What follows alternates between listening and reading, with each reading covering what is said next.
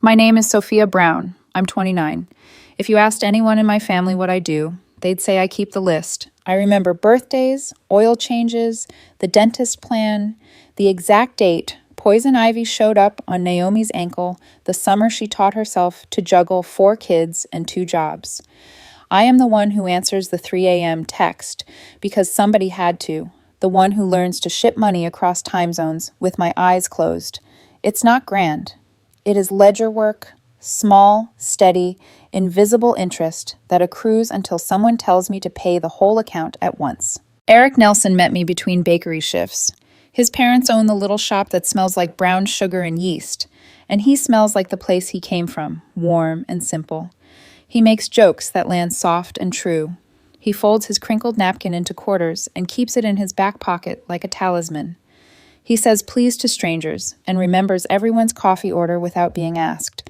We kept our wedding small because that was what we wanted, a hall by the river, 50 or so faces, coffee and pastries, none of the flash because his childhood and mine both prefer the honest, the unfussy. On our 3rd date, Eric's phone buzzed with a message from his mom about a missing pie tin, and he answered with that gentle, practical patience I had been starving for. When I introduced him to my parents at Sunday dinner, Mom's smile was all helpfulness with a razor inside. "He's sweet," she said to me later, hands busy with a dish towel. "But can he handle your schedule?" Her tone threaded the room. Handle. Hours. The words land like small weights. Eric's parents braided the cake and the gifts, and for us, they gave something that ought to have announced generosity: papers for an old investment. A small 2-room apartment with a balcony that would hold 2 chairs if you sat friendly. They said they wanted to give us a start that didn't wobble. We would sign the papers Monday after the weekend. It sounded like permission to be ordinary, to have a door that locked from the inside and not out of habit hand a spare key to anyone who asked. The ceremony was cinnamon and quiet laughter, kids running with napkins tied like capes, the room smelling like a Sunday I could finally rest inside. I held Eric's hand, and it was warm and steady. When we kissed, my platoon of friends, those people who knew me as the one who never screamed, made that silly salute joke, and the room laughed. I thought, briefly and foolishly, that a script could change the actors. Then Mom came over with the smile that turns a pronouncement into a benediction. Dad lingered behind her, arms folded the way an old scab cracks open. Naomi drifted in, laughing at nothing, that laugh that always comes too early. Mom said, bright and plain, "We're passing the apartment your in-laws gave you over to Naomi." For a second, the clatter of forks rose, and I thought I hadn't heard her right. Naomi flipped her hair and smirked. "Relax. It's just a place to sleep." Dad dropped the hammer. No irony, no softening. "It's decided. She has 4 kids. Grow up." The noise of the room rearranged into silence that weighs. It was the old sentence sliding back in, "You're never home anyway." It had lived in our house like a 5th person, present at holidays, in hospital waiting rooms, at the end of any softer conversation where I tried to map a border. I have my ledger tucked everywhere. Numbers, favors, miles. The years had trained me to smile, to make it easy, to fix things quietly. I almost smiled. I almost said we'd talk later. I almost bled privately. Eric didn't let me be the almost. He looked at my parents, then at me. He removed his ring, quiet, decisive, and set it beside the coffee urn as if he were placing a scale on the table. Not dramatic, precise. He said, "Before we sign anything, we need to decide who makes the decisions about our home." Even the kids stopped. Plastic capes drooped. Forks hovered over plates. That was the first trigger, not money, not keys, but the word our. Saying it out loud is what set something in me to standing. I grew up the bridge everyone crossed. Dad worked night maintenance at the hospital and returned with grease on his knuckles and a way of telling stories that made you feel small and needed. Mom did favors with the expressness of a bank teller with no ledger. She counted in apologies and receipts appeared in the places she touched. When Naomi's rent lapsed or her car died, the household tilted, and I was always the steadying weight. At 18, I left for training. At 22, I re-enlisted. Each time it was a phase, a detour, or a symptom to them. I wired money because the power would otherwise go out. I overnighted cash for tire changes. I paid for school shoes because a sobbing sister called my name from the other side of the country like a bell. Numbers lodged under my skin like tally marks. $480 for Dad's alternator. $1,200 to Naomi's landlord once because of a misunderstanding. $650 for Mom's dental plan. My tax return once. $2,143. Left in 2 envelopes because there was promise of a bonus that never landed. I kept score in the only language allowed to me, silence and payment. I never said, hold receipts. I learned to love transfers the way others learn to love boats. Naomi had a way of posting her future like it's already gift-wrapped. She texted for building pass numbers, asked for an extra key for emergencies, made a Pinterest board called Balcony Ideas, and tagged me in hanging chairs and herb gardens. When I reminded her we hadn't signed, she sent laughing emojis. Details. Be a team player. The week before the wedding, my motor pool filled with my missed calls, 12 from Naomi in a row the day I couldn't pick up. Can I put the lease in my name for taxes? She asked, like she'd asked for a cup of sugar. Absolutely not, I said. Why are you being weird? She answered with the old line, you're never home anyway. Eli, Naomi's husband, texted me bro when he wanted money, and never when he wanted to come to graduation or a recital. I found I am more useful as a debit card than as an uncle or a sibling. When Mom announced the apartment at the reception, it felt like the past had been given new props. Naomi's relax became laugh track. Dad's grow up the old chorus. The thing I didn't plan for, and couldn't have mapped, was myself placing the ring back on the table and naming the decision with a voice that didn't break. I didn't shout. I'm not that person. I didn't storm out. I set the ring in Eric's palm and said, careful and steady. This is our home. We sign the papers together. If that's not respected, we don't sign. We don't move into a tug of war. The room wanted to move on like nothing had been said. People pretended to slice cake. Aunt Becca mouthed, wow, and quickly coughed. Conversation resumed in polite ripples, but nothing unscratched the voice that had spoken. Mom tried a softer steel. You're new, honey. You don't understand how we support each other. Eric answered like the person I loved. I understand exactly. I've watched Sophia hand over weekends and paychecks and sleep. This home is her life too. We decide. Naomi rolled her eyes, a precise, practiced motion, and Dad leaned closer. Careful. I felt the shape of my life in that instant. I was the dependable bridge, always ready to take the weight so the rest could pass unbothered. I picked up the ring, pressed it into Eric's hand, and then met my parents' eyes in a way I had not done before. Calm, measured, not pleading. We're not giving you our home. Mom's face tightened. Don't talk to your mother like that, Dad said, old rules flaring. Naomi's laugh was sharp. So selfish, she managed. Maybe I am. Maybe I'm finally done being the person who pays for everyone else's oxygen. I held up a hand because I wanted them to understand this wasn't tallying revenge. The ledger existed already. I simply named it out loud. This is about boundaries, I said. If you love us, you'll respect them. If you don't, we'll love you from our own house with the door locked. Dad's next grow up landed quieter, as if someone's voice had put a hand on it and made it smaller. I just did, I answered. There was no collapse into shouting, only a vacuum where the script had ended. People looked at desserts. Kids wrapped napkin capes tighter. My platoon shook my hand as men do when they're saying, without words, you did what you had to. We ate cake in silence. My parents left without hugs. Naomi hugged me like a mannequin and whispered, you'll fix this tomorrow. At 11 o'clock, a text. I'm ashamed of you. At 11:07, a call. I'll let it spin.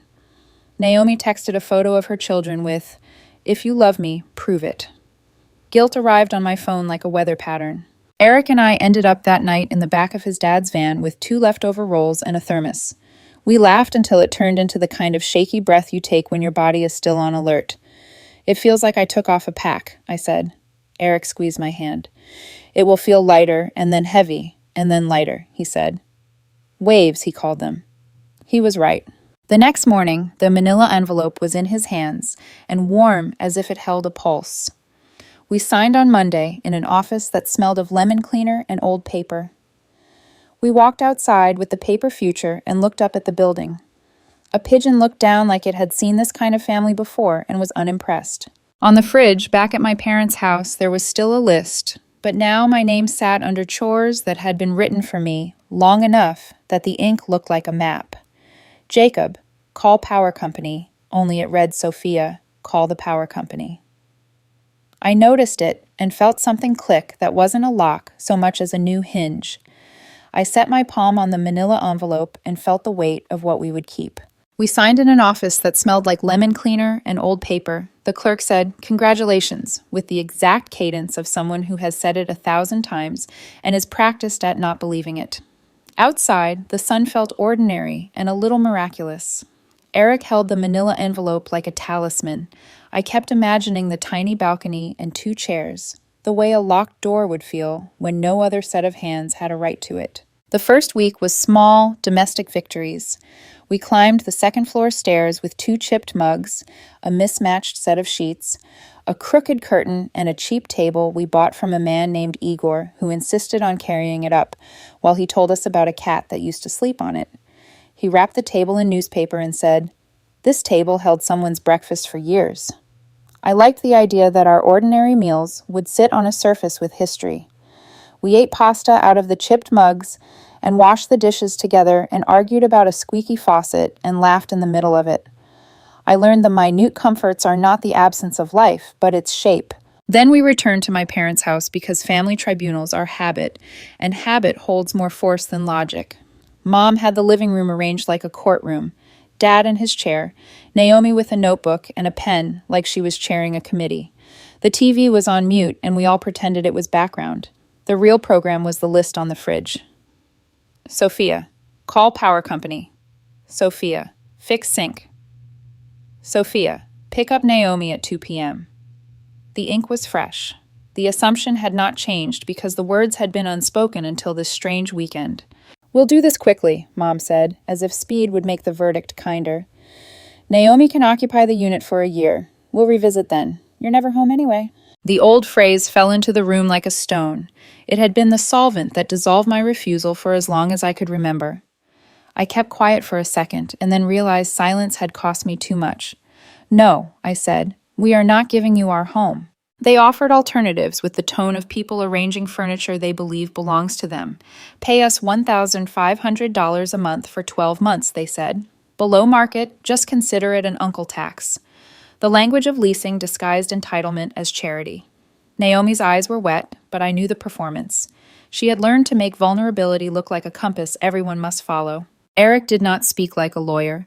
He spoke like the person who had seen me hand over my life piece by piece and wanted me to stop. "We are not negotiating our home," he said. His voice was gentle and steadier than an oath. After we left, the campaign of small cruelties began. Naomi posted staged photos of the kids with captions that read like plea letters, "Uncle Sophia would do anything for us," and re-tagged me and untagged me like she was playing a percussion instrument. Aunt Becca texted me in private. "I'm proud of you. Don't tell Mother I said that." That line, pride wrapped in secrecy, felt like a thin shawl against a cold wind. There was a knock on the door the first Saturday morning at 7:20. It was quick, one long family code rap. Mia, no, not Mia. Eric and I had never been Mia and Jacob. We were our own. My chest tightened at the sound. I signaled Eric. We didn't move. Another knock, harder. "Sophia," Mom called. "Open up." Naomi's voice, breathless. "The kids have to pee." The knock continued until it stopped. We texted a polite, "Please don't come without asking." The reply flooded in with a claim of emergency, then anger, then a thin, public howl. "You locked kids out." Aunt Becca called later and said, "I think you're doing the right thing. Your mother is just not used to the door locking the other way." She laughed a little like she was embarrassed by hope. Mom escalated in smarter ways. She emailed Eric's parents a letter full of gentle rationales. Given Sophia's career and absence, it is in the best interest of all parties if Naomi occupies the unit during these absences. She framed an invasion as foresight. Eric's mother wrote back one line. "The apartment is a gift to Sophia and Eric together. I read that reply 3 times. Something in my shoulders dropped an inch. The social media theater was another battlefield. Naomi cycled between wounded and outraged posts. She tagged mutual family friends and invited commentary until the thread looked like a neighborhood soap opera. I resisted the urge to respond emotionally. Instead, Eric and I developed a practice. Before we opened our door to anything, requests, visits, debts, we asked one question together and stuck a small handwritten note on the inside of the door. Do we want this? It felt childish written down, but it functioned like a doorkeeper. We would place each ask on our cheap table and set it under the light of our 2 chipped mugs and ask, do we want this? If the answer was no, we did not open. We were learning to speak about requests out loud instead of carrying them alone. For years, my ledger had lived inside me. Amounts, hours, favors. Now I'd put them on the table and Eric would look at them and weigh them. The act of naming things, you want to borrow $500 for rent, made them manageable. Sometimes the answer was yes, but with limits. We sent groceries once and split the exact amount and nothing more. We called Naomi's kids on Sundays at 1:30 and spoke for 20 minutes. If they didn't pick up, we didn't chase. This was revolutionary in small increments. There were quieter, more tender moments, too. We learned the rhythm of our own home. Eric folding napkins the way he had when we first met, me making coffee with a scoop because I finally allowed myself to measure a day only by things that sustain us. One Tuesday morning, I woke up and did not brace for an emergency. The apartment smelled like toast and the sky said rain and my phone said nothing. Eric was beside me and his breath was a steady line under my ear.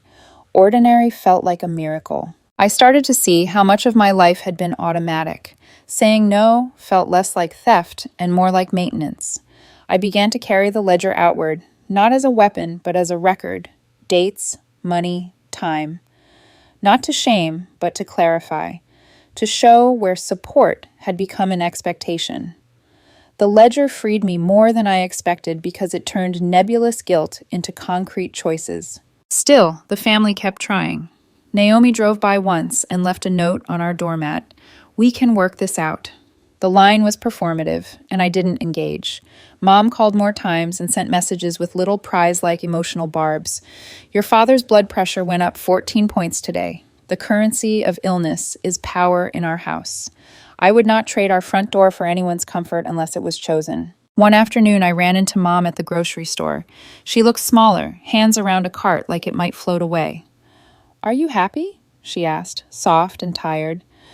I told the truth because I had started building a life that allowed for honest answers. I'm learning how to be, I said. She studied me as if she were reading new handwriting. I'm not the child I raised, I told her, and it landed like a sentence returning. She nodded once. We'll see, she said. It was not a promise, it was a mild concession. 2 weeks in, the noises dimmed. The messages slowed. The knock on our door happened less. The quiet was not a solution. It was space to breathe and notice what needed to be fixed. We bought a plant for the balcony that might die because we are both slightly optimistic and slightly terrified of killing things. We argued about which day to clean the shower and then laughed because it is easier to laugh than to keep score. One night, Eric picked up the manila envelope and set it on our $60 table. He ran his hand over the soft crease of the paper like it held a pulse. Do you think they'll ever be okay? He asked. I thought of the ledger and the list and the way my mother could turn love into a contract. Maybe, I said, but they'll have to want to be. We climbed into bed and the apartment breathed around us as if exhaling after a long hold. The door note stayed. A small ritual became a practice. I scribbled new entries in my head less and let the world fill our rooms with ordinary things. I had not won everything. There were texts, social media posts, small wounds that didn't heal in a day, but I had bought a life that locked from the inside. It had been 3 quiet weeks, long enough for peace to start feeling like a rhythm instead of an accident. I was at the kitchen table writing invoices when the phone buzzed. Mom, your father's in the hospital. Don't overreact. No explanation, just that. Eric saw my face and put down his coffee. Do you want me to drive? I nodded before I could think. Because despite everything, you go. You still go. The hospital smelled like antiseptic and regret. My father sat propped up in bed, IV line in his arm, arguing with the nurse about the flavor of gelatin. He looked fine, not dying, just irritated. Mom stood near the window, hand on her hip, like she'd been posing for a tragedy. "It's stress, Mom," she said. "All this drama with the apartment, it's been too much." There it was again, the pivot, the silent demand that my boundaries had caused harm. I wanted to defend myself, to list every unpaid favor and every invisible hour, but Eric put a hand on my arm.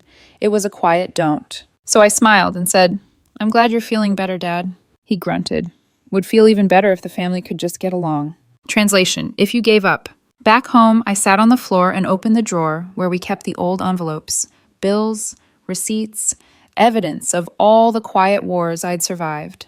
I found a crumpled note Naomi had left once on the fridge, years ago.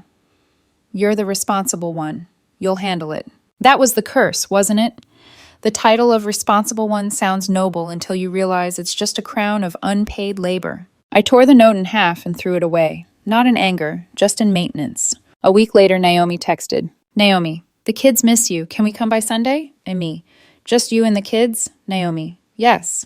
I hesitated. The note on our door, "Do we want this?" flashed in my head. Eric shrugged. "If you do, we'll keep it short." So we said yes. They came with a tray of cupcakes and that sugary temporary peace that comes before someone asks for something. The kids hugged me hard. I let them. For 10 minutes, it felt almost normal. Then Naomi looked at the apartment. "It's nice, really nice. I just wish Mom could see it." "Mom's not banned," I said. "She just needs to ask first." Naomi sighed like she'd been rehearsing it.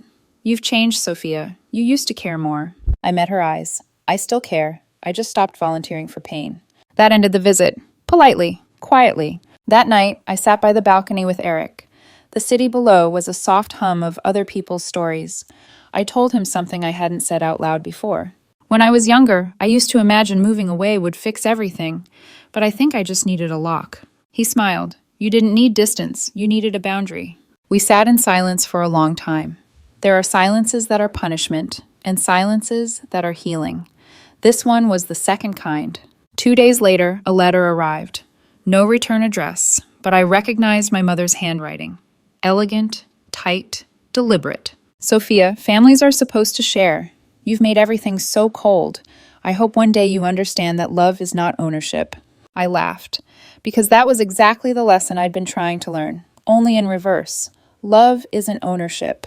Not of my time, not of my home, not of me. I put the letter in the drawer, not to keep it, but to remember that peace has a price. Weeks passed. Life shrank to manageable size again. Bills, work, groceries, small joys. The plant on the balcony sprouted 2 new leaves. Eric named it Fortress. Sometimes I still check my phone, expecting an accusation or a crisis, but it's quiet.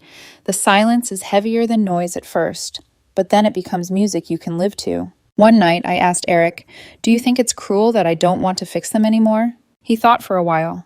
"No," he said. "I think you finally realized you were never broken." And just like that, it stopped feeling like rebellion. It started feeling like adulthood. Months later, a friend visited. She paused before entering, looking at our handwritten note taped beside the doorbell.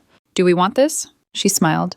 "That's a weird thing to ask before opening the door." I smiled back. It's the most honest question I've ever learned. And for the first time, I realized peace wasn't something I found. It was something I chose, every single day.